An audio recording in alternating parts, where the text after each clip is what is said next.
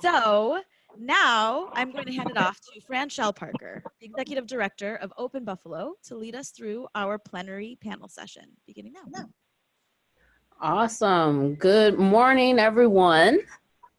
Let's give it up for Eat Off Art again. That was a whole mood. Alexa, I need that shirt in my size. I need that shirt ASAP. And I get to see the beautiful mural outside of 712 Main Street every single day. So I'm so thankful for the art and the creativity that our siblings in the movement are contributing to us. So like I said, my name is Franchelle Parker. I'm the Executive Director of Open Buffalo. At Open Buffalo, our mission is to advance racial, economic, and ecological justice. So what that means, we fight to change the system that's actually created the racial, economic, and ecological injustice.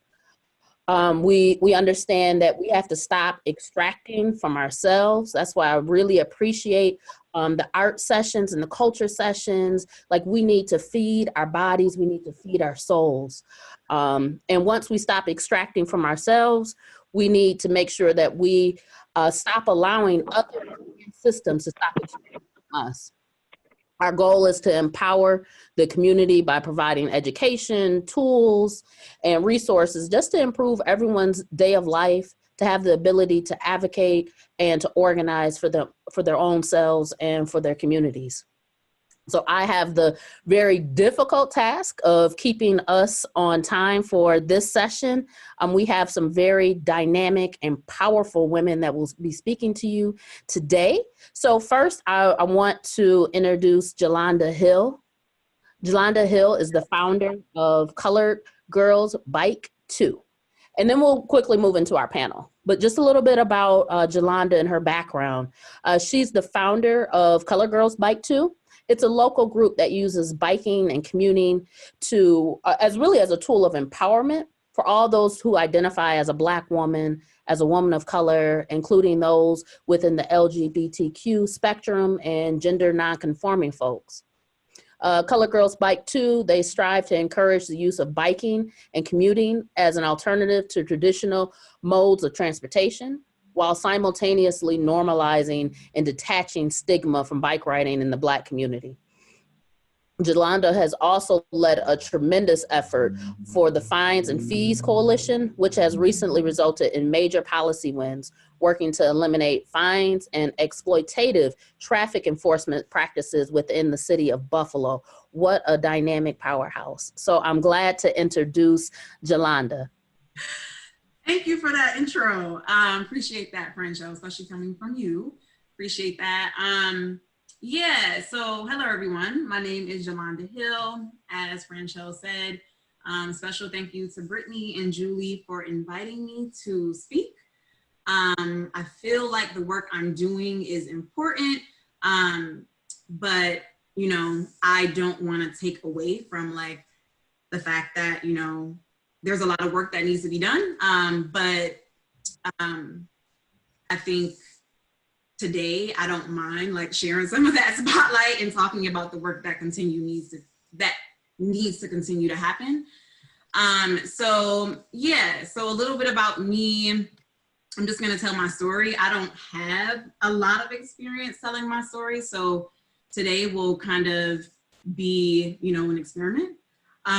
But yeah, so I helped coordinate the Fair Fines and Fees Coalition, and that coalition really came out of work around, you know, biased traffic enforcement practices, and it's directly related to, you know, the streets in Buffalo and how they're designed and this kind of system of over-policing like Black and brown people.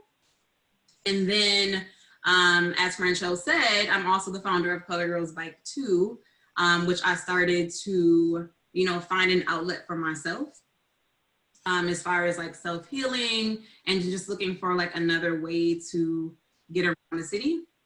But then also too, I started it because I noticed that there was no space for Black women and Black gender non-binary people and all those within the LGBTQ spectrum to share space around the common interests of biking. And so we seek to empower those folks And while we seek to empower these individuals, or Black women, Black gender non-binary people, we also realize in order to get more Black women on bikes, we also have to advocate for mobility justice, racial equity, the ending of over-policing, and just overall the inequities that exist within the Black and brown community. Because it's one thing to empower people to get on bikes, and then when the infrastructure isn't there, you know, that can deter people from actually like using bikes to get around. So that's a little bit about like what I do in the community. And as far as like a little bit of like my personal story, much of my drives to create social change and my involvement in movement work is directly connected to my upbringing in an impoverished, under-resourced, unhealthy, and violent and over-policed community. So many of like the same things that we're fighting for around today. So much of my advocacy started when I was like 10 years old. I received the Do the Right Thing award because I donated food to a homeless couple that was on my street. My mom noticed the act of service that I did. And despite like not having food in our own home, and despite like constantly being at risk of, you know, being homeless ourselves, instead of getting mad, she decided to nominate me, and I was able to receive that award. And I think that experience really was like this introduction to the rest of my life around like advocacy and like this kind of drive to create systematic change. So like my upbringing is very much similar to a lot of Black and brown people who live in this country. So, you know, I was fortunate enough to have a 2-parent household, but my mother, like many other Black households, was a sole breadwinner. And, you know, she worked as a CNA for 20 years. My father was present, but, you know, he was, like many Black men during that time, you know, entangled in the underground economy, you know, kind of, you know, involved in the streets a little bit. And then you couple that with like being brutalized by law enforcement and the entire prison industrial complex. It really creates a very interesting household environment, right?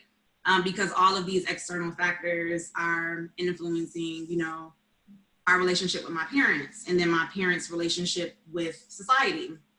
And not really understanding that as a child. But as I got older and I went on to college, I started to learn all of these different terms like de jure segregation, de facto segregation, racial caste systems, and all these different things that, you know, I was experiencing, but didn't necessarily have the language to describe. And so once I got like the language and I started to really understand what it was my parents was experiencing and my ancestors, what they experienced. And then also too, what I was experiencing, I really set out on this journey to be more intentional about how I could give back to my community and create systematic change to address systematic and institutional racism. And so obviously my story is very long, but to kind of wrap it up, you know, I studied abroad in Ghana, and I kind of seen the same kind of things, you know, right? Like the colonization of like Black and brown people, even abroad, and just really looking at the similarities in what was happening here in America. And I came back really ready to like I said, make a change. So I started Color Girls Bike 2 in that process. From there, I signed up for AmeriCorps, and AmeriCorps was really like eye-opening. I got a chance to work at the Partnership for the Public Good. And that experience was like the first time that I was really able to see white people call out racism for the first time, which was very interesting because for most of my life, I was, you know, surrounded around in environments where white folks were constantly like defending like their whiteness or just like blatantly denying that racism exists. So we definitely live in like a very different time. So from my AmeriCorps experience, I've now entered into doing like a ton of different work around mobility justice, criminal justice, economic justice, because when you talk about traffic tickets and you talk about fines and fees, that's like this really extractive model of keeping our streets safe. And it really prioritizes money and not safety and not people, and then can also lead to a bunch of other things like violence that we constantly see at traffic stops, et cetera, et cetera.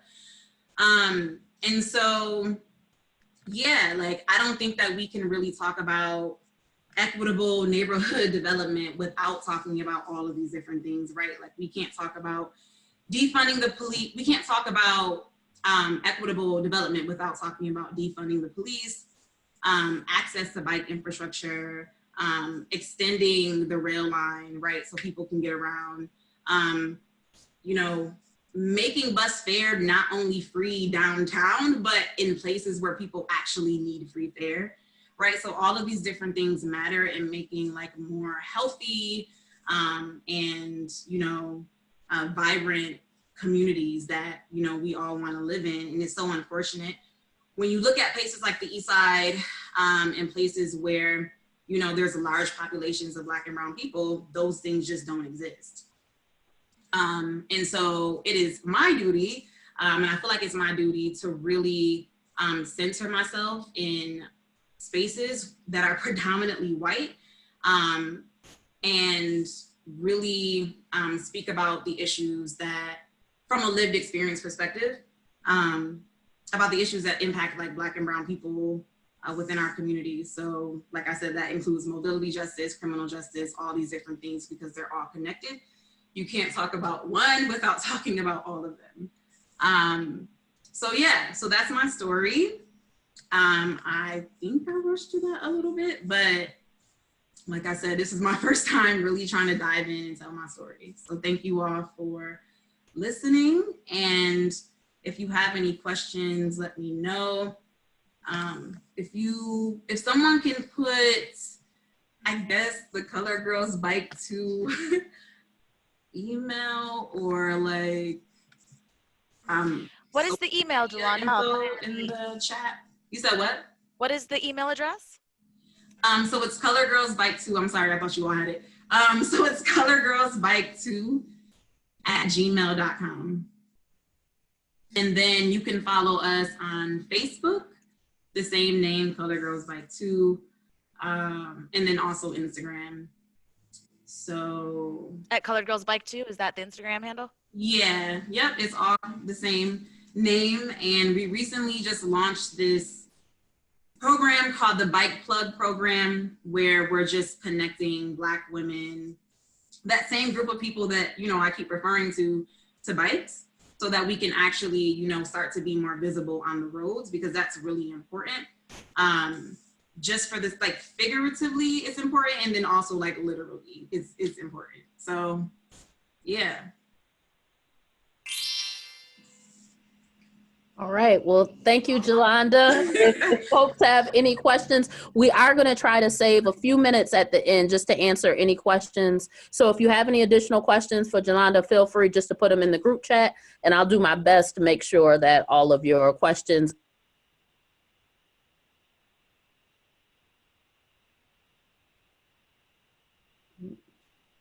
I went on mute there. Can folks hear me?